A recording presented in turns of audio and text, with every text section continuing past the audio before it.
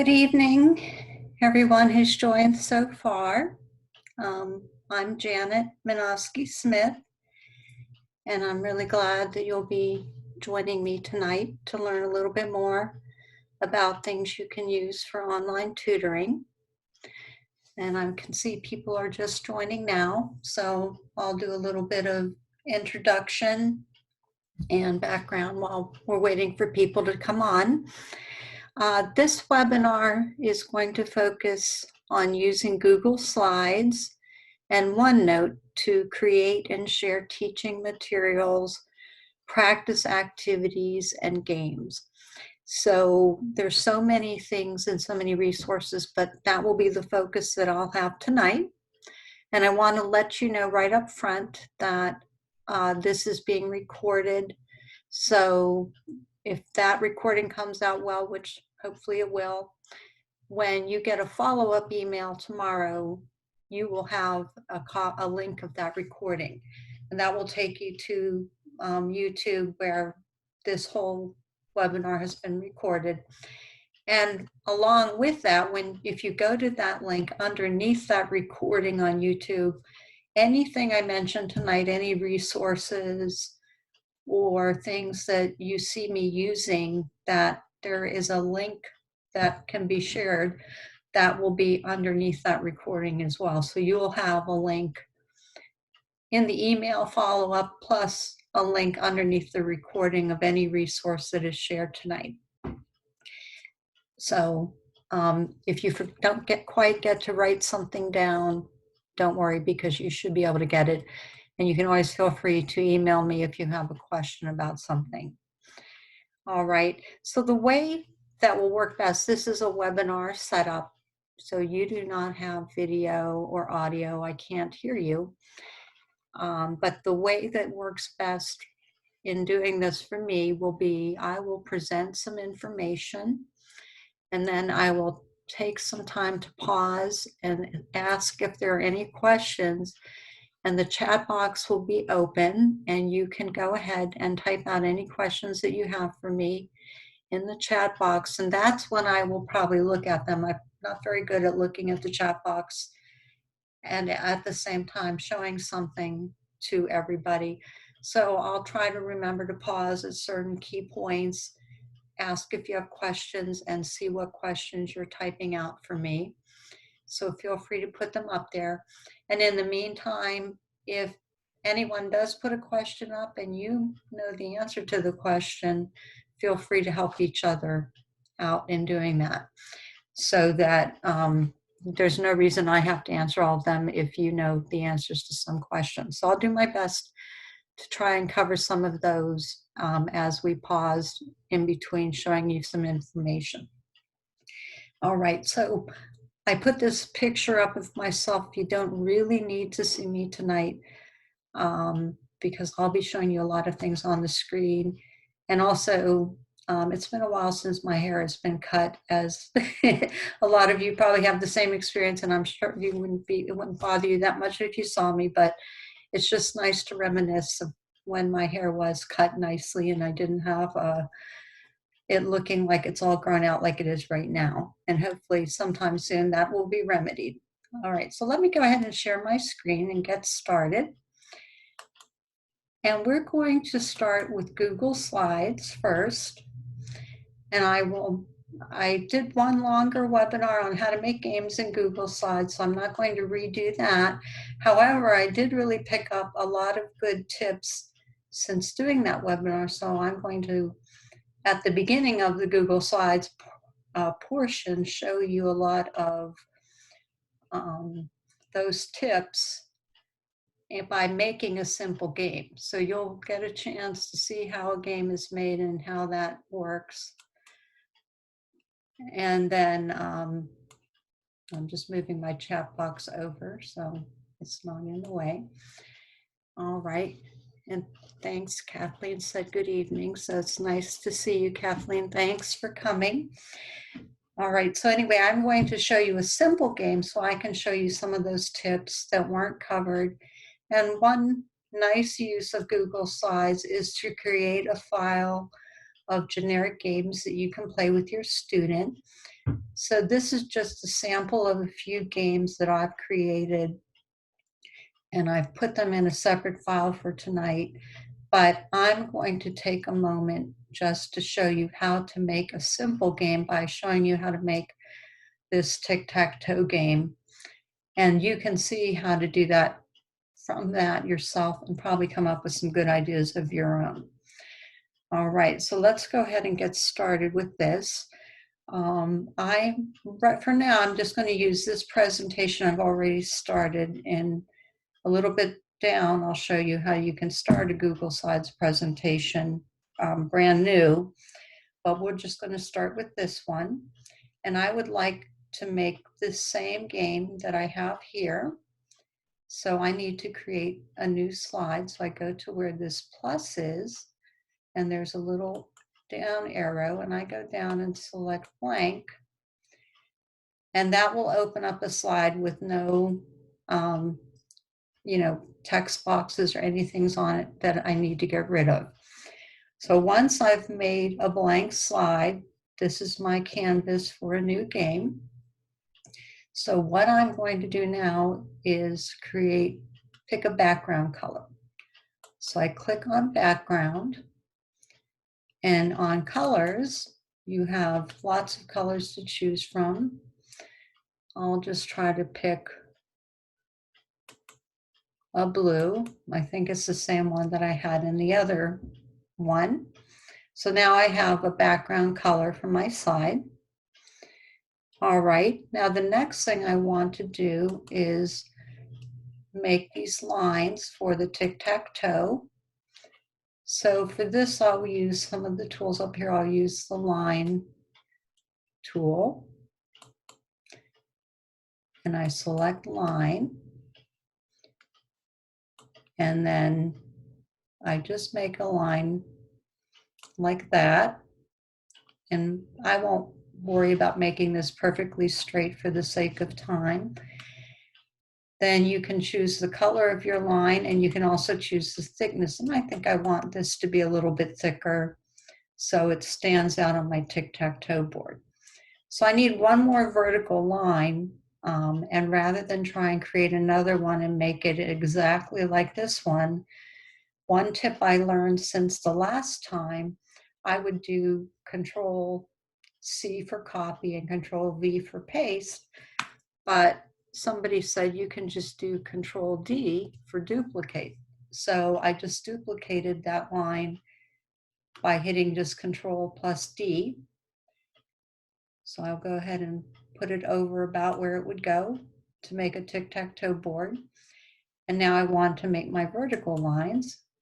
And I suppose I could just flip it, copy, and then flip a line horizontally, but I'll just go ahead and make a horizontal line here.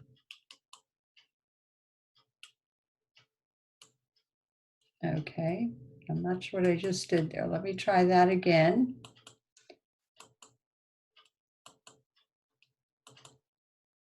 All right, so let's see. Okay, so there's a horizontal line. I'll make it 8 points thick again, and then Control duplicate. And so that's a really easy way to make another one. And I have my tic-tac-toe board. So my next element I want to add is my title, which is optional, of course, but that makes it more fun. So for that, I would create a text box.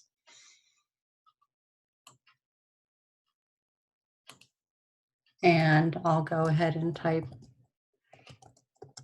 tic-tac-toe. And then I want to maybe make the background of that a little bit different and change the font and center it and make it a little bit bigger. So you can just pull around until you get it looking the way you'd like it to look. All right, and then the next element that I want to get on that I will be a permanent element are these two areas, the work area and the rule review area.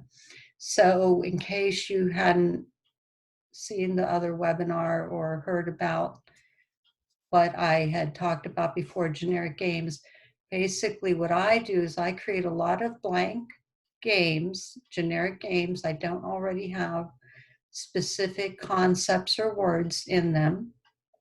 So when I open up my games file, which has more games than what you see here, but it looks similar to this, I can open up a game and I have the words in front of me from the lesson that I want the student to practice spelling or to practice reading. If I want down in this area, I have a text box and I would type in the rule or thing we're going to review. And then up in this area, I would either dictate a word for the student to spell or maybe dictate a sentence, or I would type a word or a sentence for them to read, depending on what we're practicing. And then once that student completed it, they would move their X, and then I would move an O, and we would play through the game after they successfully completed each word that I gave them. So that the games are all different, but that's how I would do each one of them in terms of just being able to open up any game without any advanced preparation, because I'm not having to put the words in, and then being able to play it just by looking at my notes or my lesson plan or my manual and putting it in. All right, so we want to add these work areas. So I'm going back over here and I'll use a text box for that. Okay, and so I've created one text box, and I'm going to go ahead and give that a border and give it a little bit different color inside. And the other box needs to be the same. So again, I'm going to hit Control Duplicate and move that down here. And so right now, these are the elements I want in the background of my game. I don't want my student to be able to move these things around when we're playing. So this is where you want to save this background and turn it into an image so that it will stay the same regardless of everything else you're doing. And I do see the question about getting rid of the add title, and I will be talking about that in a few minutes. That's in terms of starting a brand new Google Slides. Well, I'm going to show that to everyone in a few minutes. So here's where we want to turn this into an image. What you would do, you go up to File, and you go down to Download, and you want to download as a JPEG image. So that opens up, in my case, it opened up my download file, and you hit Save. And then it also comes up down here at the bottom of the screen. All right, so I want to put that into the game, so I need to create another blank slide. And when you've already have your slides, slide presentation going, you can do a new blank slide by just clicking on this down arrow and choosing blank. So that's one way you can have a new blank slide. And so now that I have this blank slide, I'm just going to drag this image file I created up, and it pops right in there. So now this is all background, and you can't move or change the lines or change these boxes. So now the only thing we need to do is put another text box inside of this, because you want your student to be able to type, or you to be able to type the words that are going to be dictated. So I select text, and I just put another box in there. And you can even put something like type here. And then when it's time you or your student can click on that and type in there. And then you just want to do the same thing for their lower box. So you have to create a text box in order to actually type in the game, in the work area or the review area. All right, the only other thing we need here are your X's and O's. So for that, we're going to use the shapes. And for the X's, I went down to the equations and got the multiply sign. All right, so I make one X. Again, you pick whatever color you want it to be. You can fool around with having a border or whatever you would like. Once you've created one X, I think the most you would use in a tic-tac-toe game is about 5. So I'm going to hit Control Duplicate 4 times. And I've got all my X's there. Now I need my O's. So I go up to the shapes, go down to this shape that is a donut, and go ahead and create that and give it a color. And then I'll do the same thing.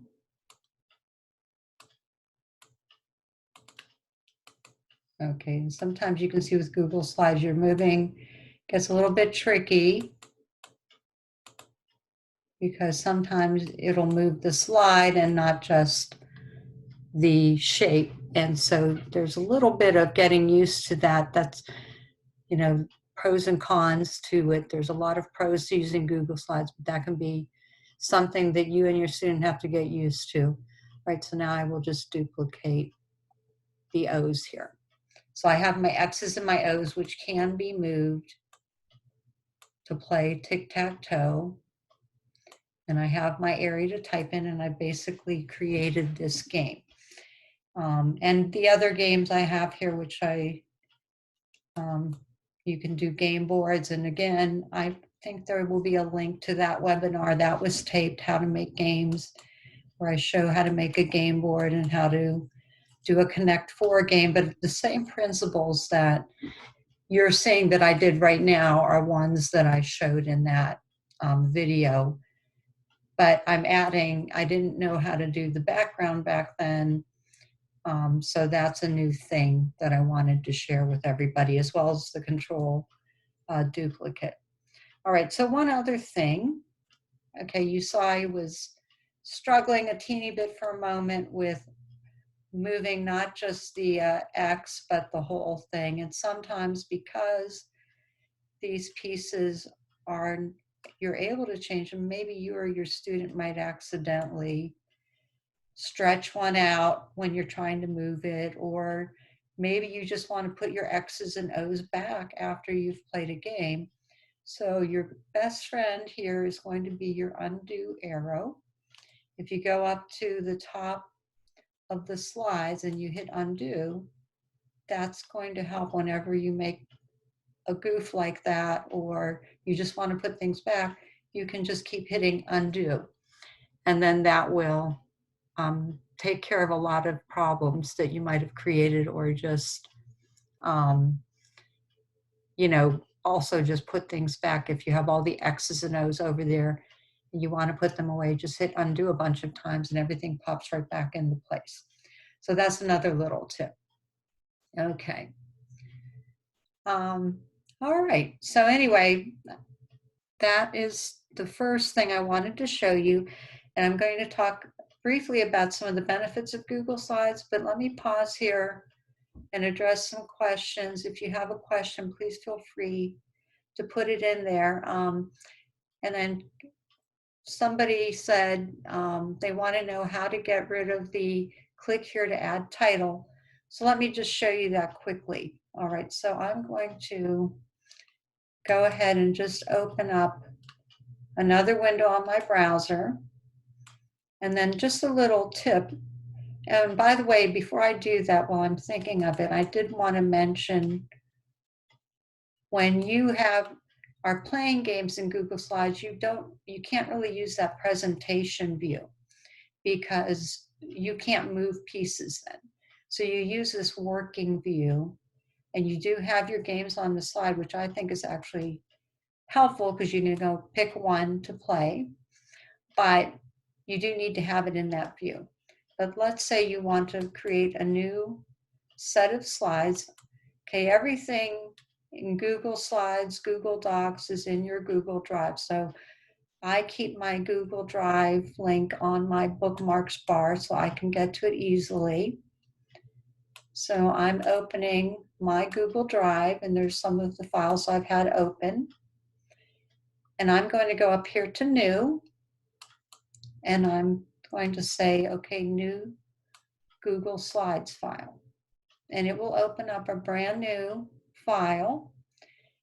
And I don't want this click to add title here. So here's a neat tip. You just drag your mouse over all that to select it and hit delete, and you'll get rid of that immediately. And then any new ones you create, you simply select blank, and you will create a blank tile. And if you want to get rid of these different backgrounds you can pick, you just hit the X and get rid of them. So you have a brand new set of slides. So that gives you some good tips for how to start that out, and we'll talk in just a minute a little bit more about that. Any other questions before I continue?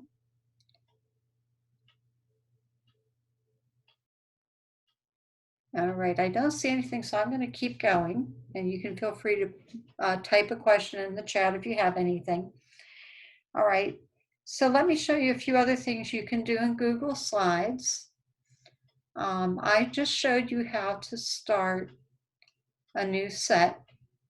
Now I have a sample up here. I'm just going to move a bar so I can get to it. All right, I've put a couple worksheets in Google Slides. So I was really playing around with this because I normally use OneNote. And so I tried to learn as much as I could about how you could do this in Google Slides and played around with that. But basically, both of these are PDF files that I uploaded to Google Slides. Now, one thing that's really important, okay, these are 8 by 11, 8.5 by 11 size paper. So I might want that size if I want my student to print out the paper, or I want to print out the paper on a standard sheet of paper. So when you create a new Google slide, you'll need to change your page size. So if you want to do that, so if you go to File and go all the way down to Page Setup. Okay, right now this is your widescreen slide presentation. Select Custom, and you would do 8.5 times 11 and hit Apply. Now you have the size you want for fitting standard paper. And of course, if you wanted landscape, you would do 11 times 8.5. So that's what I did to import these two worksheets. I created a brand new blank slide presentation, just the way you saw me do. And I changed the page size. And then I just used a snipping tool to copy and paste the wording from this, but you can also insert or upload a file. And I inserted it here. So this is a worksheet where it would require typing. So the way you would do that in Google Slides would be create a text box where each of the blanks is. And I think it's a good idea, just put a little border around it so that once you're, and then try writing some of the a word to make sure that it looks okay and you don't have to resize it. So this way, if you put a border around your text box, you know it's there, and it's easy to then click on and type in rather than you're not sure whether it's there or not. It makes it a little more clear. So you can, without too much difficulty, you can type in Google Slides, and it works pretty well.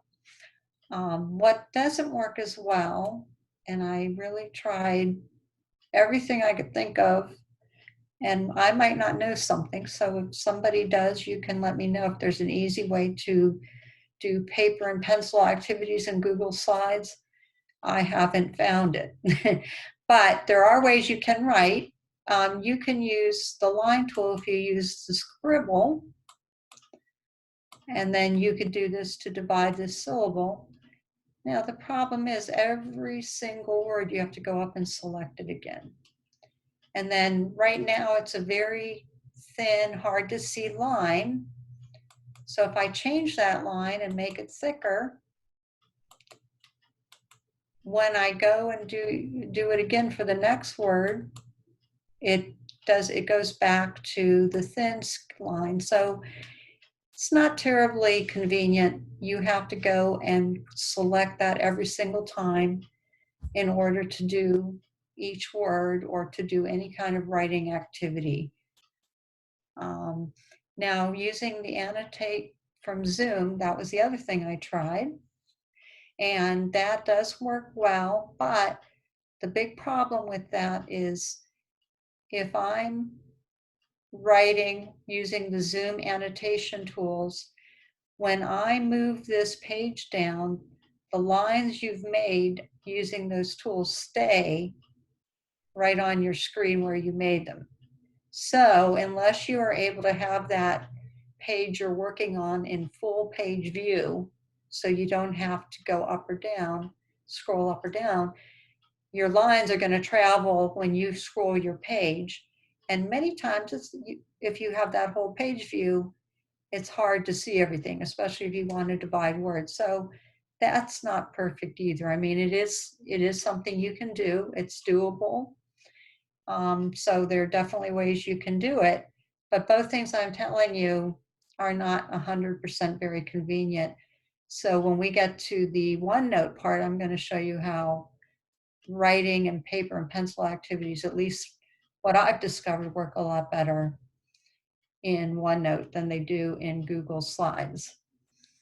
All right. Right. And somebody said if you incorporate Google Doc, but actually you can do the same thing in Google Slides. So one neat thing, if you see the share button, if you click on that, and then I can put my student's email address in here and send him a link to this file. Let's say this is a file I've made for one student, and you can make a file for every student you have that has their games or their worksheets in it. That student will get that. Once they get that link in real time, you don't have to share control in Zoom. They can work on the worksheet on their side, and you can work on your side. So that is a really good point that somebody brought up in the chat. You can do that in Google Docs, in Google Slides.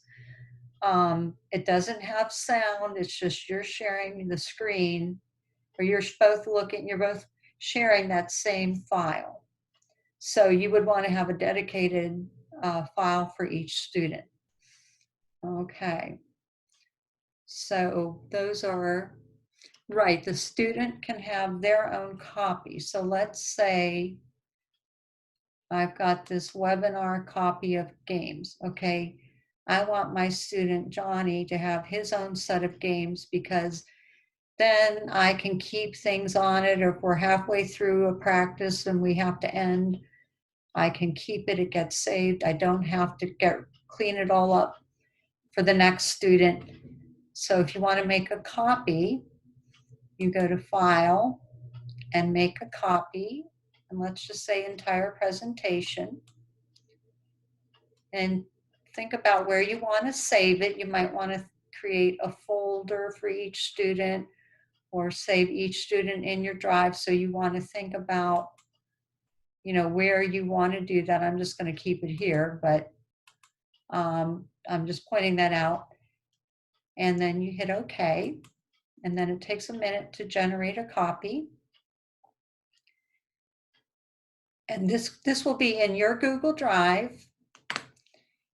All right, so here's the copy. So maybe I want to just say, call it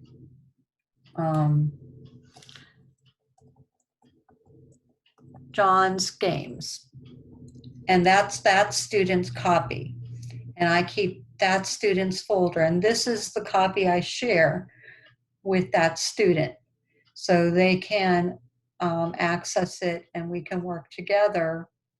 And they have, as long as we're both in this file, because I've shared it with him and given him permission to edit or make changes or move, even without sharing control in Zoom, you can be both working on the same thing at the same time during a session. All right. Okay, and somebody is, I'm just trying to look here at what people are writing. You can upload your Google Slides into Miro Whiteboard and use the annotation tools in Miro. Okay, that's good. I didn't know that. So I'm hoping or guessing those hopefully work better if you do that. All right. And yeah, we already talked about the student making a copy here. All right, so I think I've shown you some things in Google Slides that you can do. A benefit is sharing the files that we just demonstrated there. Typically, because my students have PCs and I have Zoom, I just share control in Zoom, so that's an option as well. But if your student had a Chromebook and Zoom can't share control in Chromebooks, then this is a really good alternative. It works very well for generic games, just like I was talking to everybody about. So this is my actual collection of games that I have. And you can see the one that I have selected. I was actually doing this with a student this morning. It's a 3-column sort. And I would type a sentence and they had to pick which type of there was the correct one and put it under the column. And then we rolled a die to see how many rings they pulled down. And the first person pulled down 10, and I would roll a die as well. And the first person to get 10 rings down won. So I think creating things like this that are a little bit different, Google Slides gives you some ability to do that. And this is one I watched another presentation by another tutor, and she had this great idea, and she did it in PowerPoint, but coming up with all these symbols and using them to analyze words. So you can type, you can dictate spelling words, and this is a text box, and the student types the word, and then you can do things like put a box around a prefix, put a box around the base word, divide the word using these lines, mark the vowel, short or long, show how the silent E goes back over and makes the other vowel long. So I came up with a bunch of little symbols, and we would use that to analyze each of the words. And I've done that with a few students, and they really like doing that, and it's very visual and helps reinforce different concepts that you have taught or are teaching them right then. So I think that's another advantage in Google Slides. You can do some outside the box things. Here's some other games I came up with.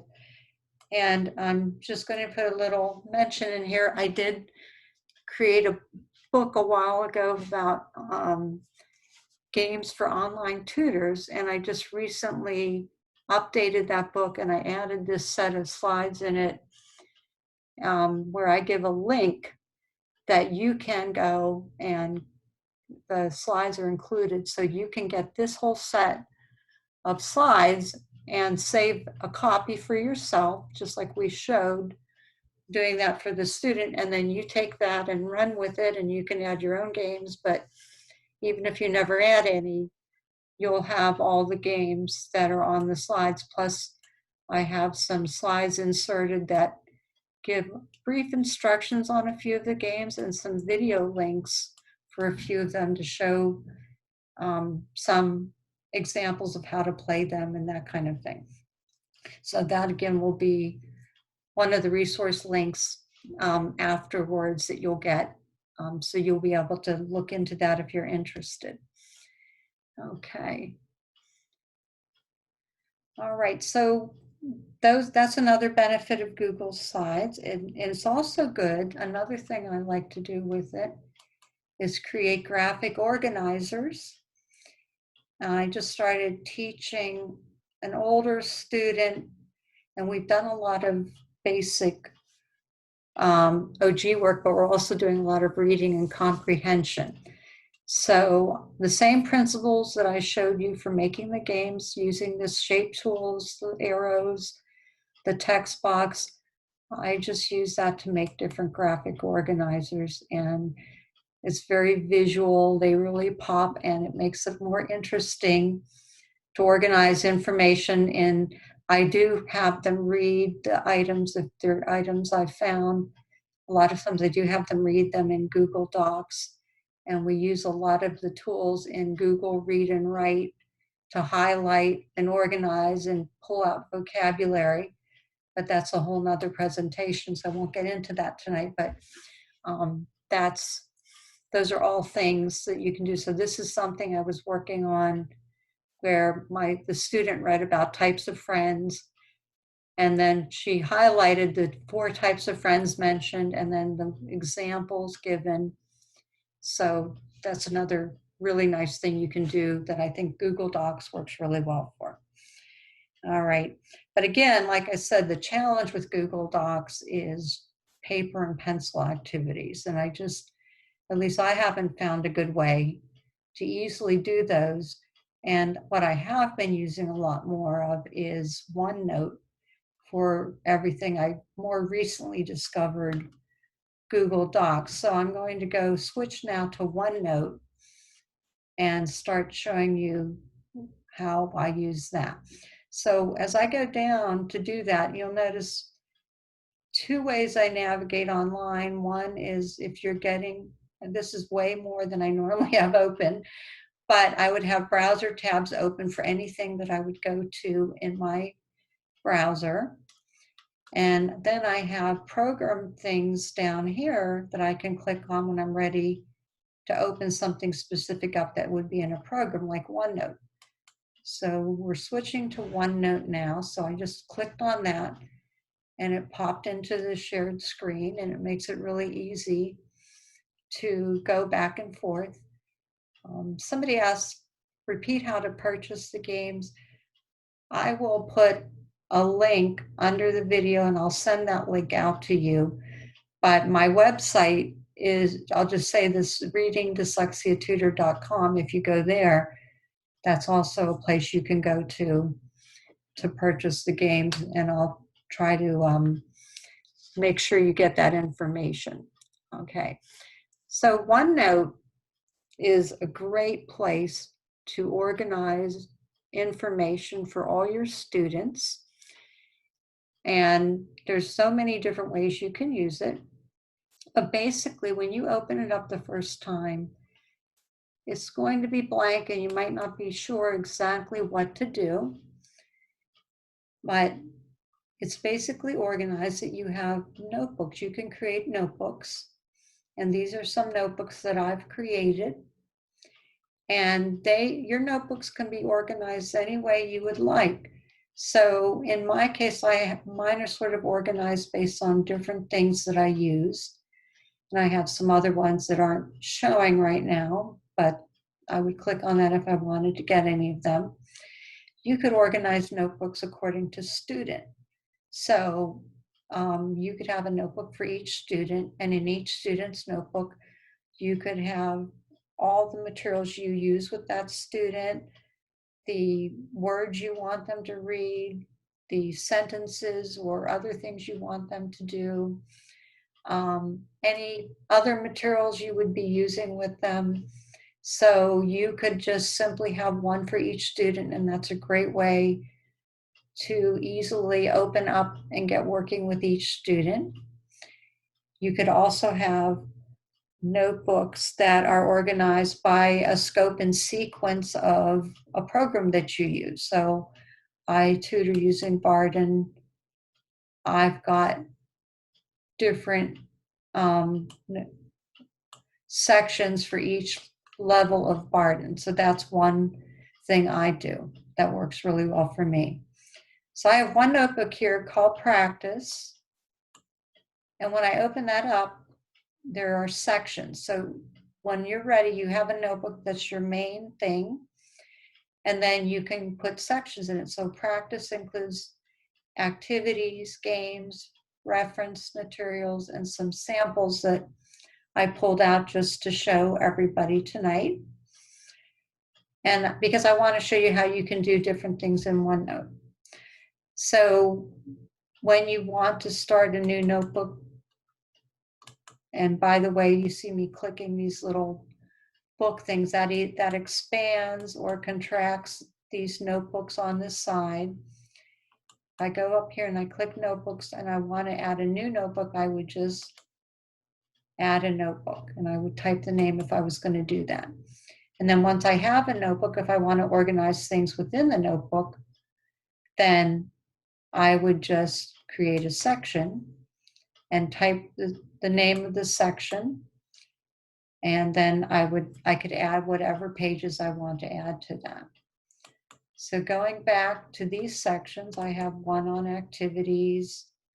I have a lot of my games in PDF form as well, and I'll show that a little bit and how you can play them in PDF form. I have some reference sheets, and then I have these samples. So let me just show how you can do a few different things. And by the way, again, this is a document. I made this in Word. So when I wanted to bring it into the notebook so that my student and I can work on it during the lesson, I go up to Insert and I go to File. And then I go to wherever the files are that I want. And I would select it and hit Open, and it would get put in the notebook. So let me just do that with one now. I'm adding a page. I'm going to pull this page down to the bottom. And I want to put another activity in here. So I have to click on the page so that I can open File.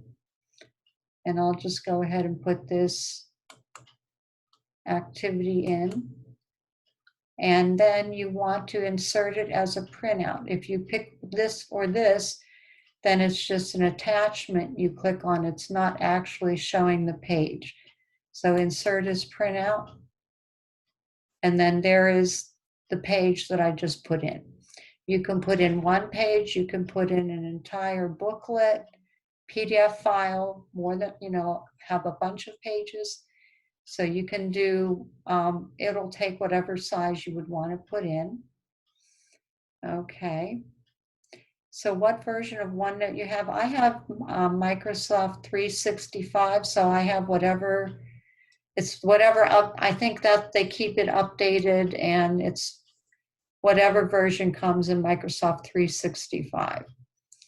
So, all right, so let's look at how you can do a few different things when you want to type in OneNote, which this particular activity calls for typing, and I'm just you can make things bigger or smaller by in view. You can go zoom in and out, but I have a touch screen, so that's why I just basically touched my screen and made it a little bigger, but you can use these tools as well. All right, then you would go to the draw menu and select the cursor, and if you click twice, then you have your you can type right in it and go ahead and type the word that you want. And so it's very easy to type in OneNote. So it's, you type twice, you click twice, and then you go ahead and type, you know, the word to fill in the blank. So it works really well for fill in the blank. Okay. And okay, Lynn is asking, how do you print specific sheets with document in OneNote to send them home? All right, so let's look at this sheet. Whoops. Okay, and I think I want to have my cursor tool on so I can select it. I thought there was a print. Okay, so there's a little print here. And so I don't know why that didn't show up, but I think you can just open that, and you have to have the page selected and you would print it. And if you have a lot of pages and you only want to print one, then you would maybe have to save it, print it as a PDF file and save just that one page, and then go ahead and you can, as a one page, send that home and extract it from your bigger file. Okay, so to have the student type, do you have to share? Right, so if I want my student to type and I'm using Zoom, I would share my page as you're seeing my page, and I would also share control.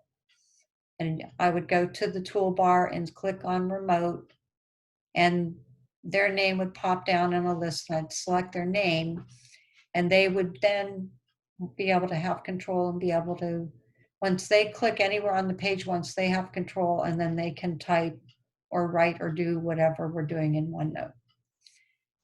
All right, so that's fill in the blank type activity. Here's a good one for using paper and pencil. We said that's hard to do in Google Slides. All right, you can see they have all these cool pens and highlighters and an eraser up here. So I have to select the touch tool in order to be able to use this.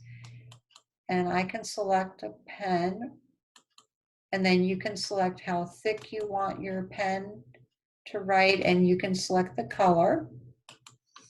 So in this one, and by the way, this maze, it's for a reversing reversals activities by Dr. Erica Warren, and that'll be in the links, so you can look that up if you're interested. She has a lot of neat activities. So in this one, the student has to go through the maze. So I would share control. I think I want my line a little bit thicker, so I'm going to do this.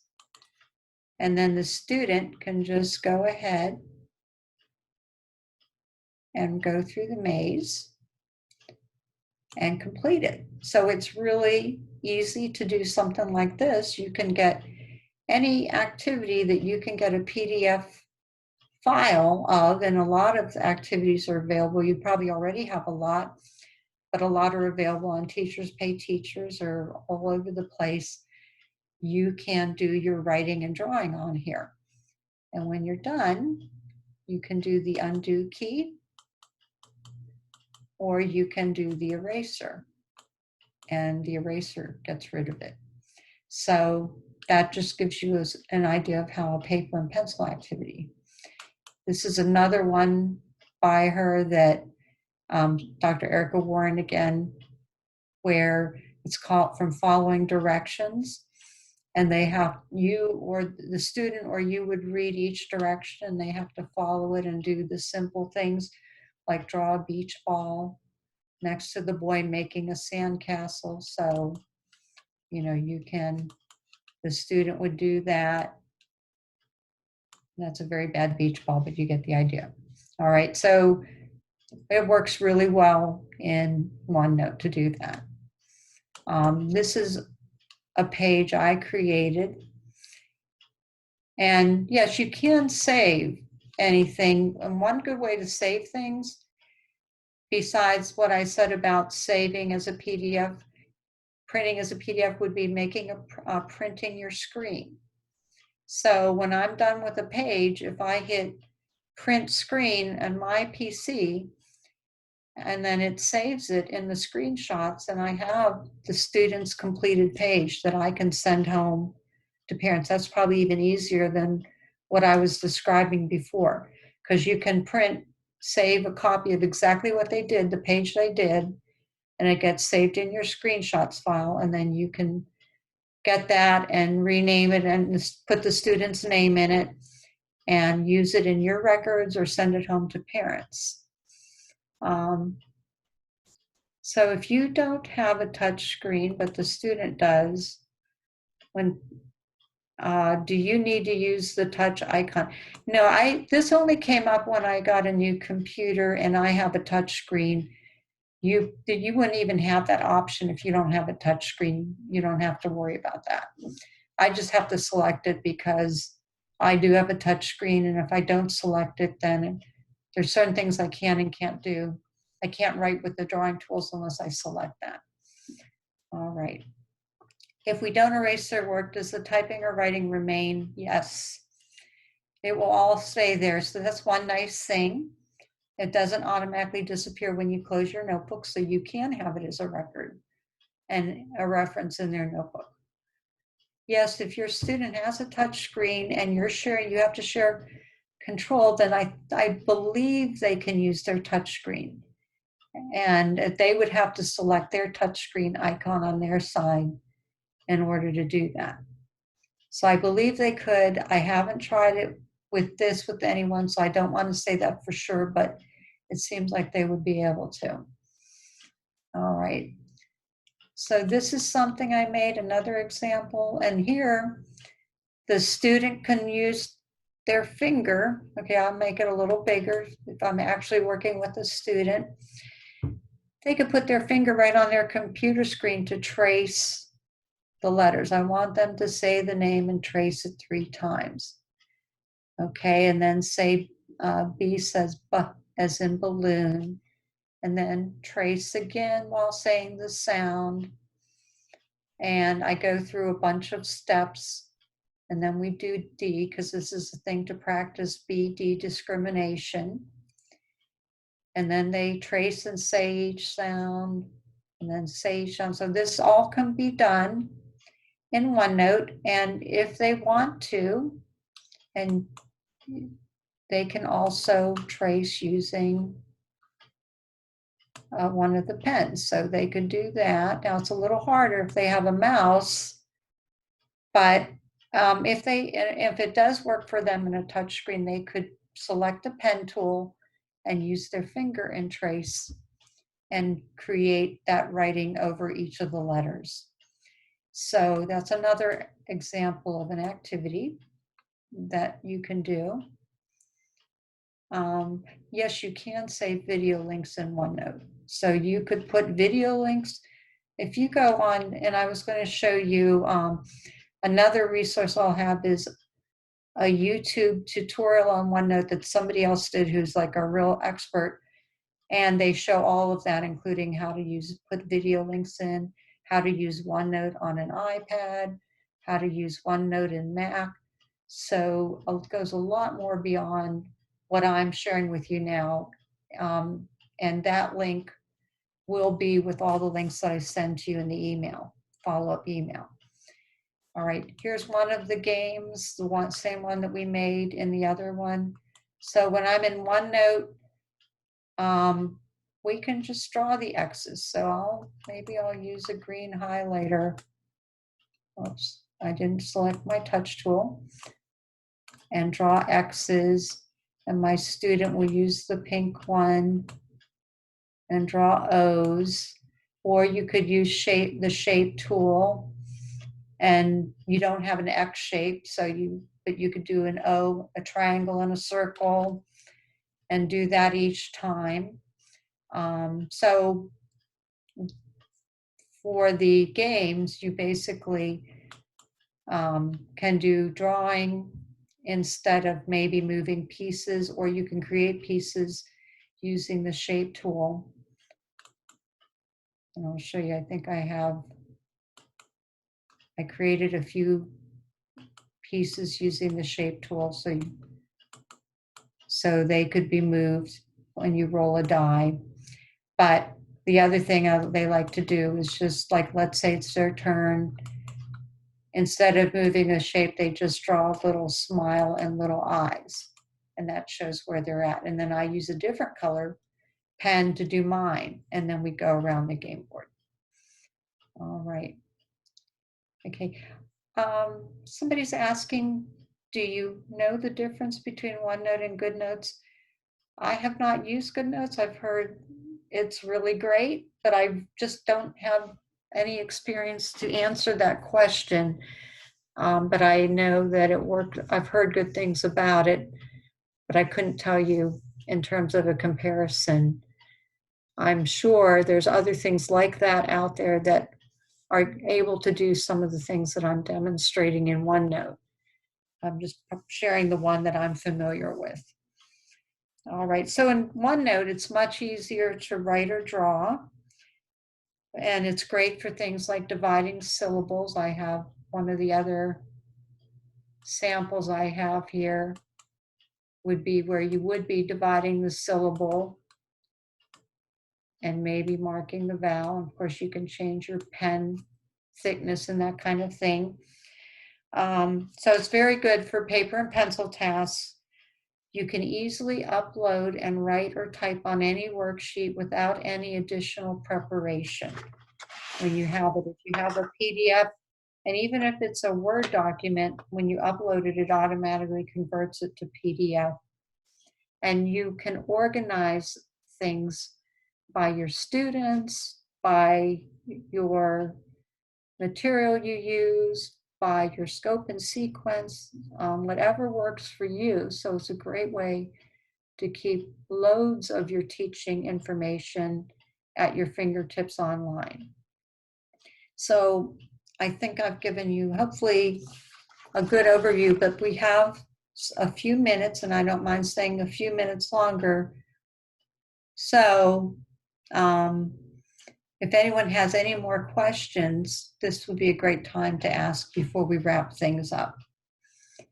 So any questions? All right, and somebody is saying they do use GoodNotes. And it says, can you just not save the documents like Word and then changes would not be saved? Once you put a document in OneNote, it's there unless you delete it. It's very easy to delete. You just click on it. So for example, I want to delete this page. I would click on it and say delete page, and it's gone. So you don't have to save it, but if you put it in there, it's going to be there. And whatever changes or marks you make on it would be there. But if you can always, if you need a fresh copy, what I would do if you think you might want to keep a folder of templates so that if you do want to keep changes on individual students' copies, you always have your fresh pages you can go to for new students. I tend to just use the same pages for everybody, and then I just, after each time, quickly clean up the page. And it doesn't take much time to do that. Okay.